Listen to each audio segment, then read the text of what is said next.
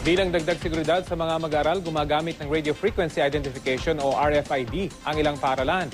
Sa pamamagitan kasi nito, nalalaman agad ng mga magulang kung nakapasok o nakalabas na ng eskwelahan ang kanilang mga anak. Balitang hatid ni Steve Delisa.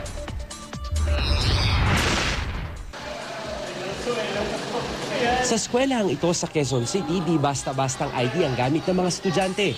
Bawat isa kasi nito may nakakabit na Radio Frequency Identification o RFID. Ang RFID ay isang microchip na ikakabit sa ID para ma-monitor sa pamamagitan ng cellphone. May mga pagkakataon na, yun nga, na-encounter namin na yung parents, tatawag din sa school, pina-verify kung nandito pa. Yung iba pa nga, pupunta dito para itanong kung nasa na yung mga bata. Sa kanyang pagpasok, hindi na po ako mag-aalala kung nakarating ba siya sa eskwelahan.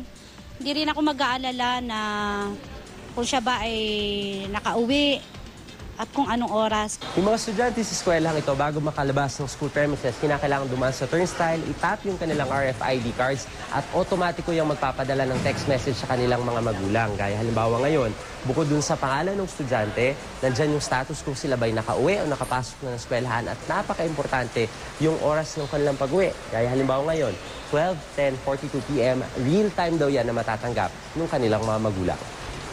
May RFID din ang fetcher's cards na susundo sa mga bata mula nursery hanggang grade 1. Tuwing may bagyo o kalamidad, ang suspensyon ng klase madali na rin maipakakalat dahil laman ng RFID ang contact numbers ng magulang o guardian.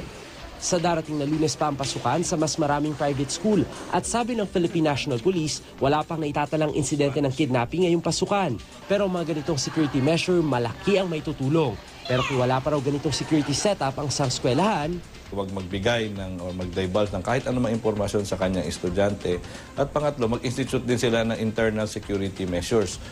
Tulad sa ibang eskwelahan, mayroong ID yung fetcher. Ang payo ng mga otoridad sa mga magulang, kilalanin ng husto ang mga kukuning kasambahay o driver. Turuan ng mga batang huwag makipag-usap sa mga taong di kilala.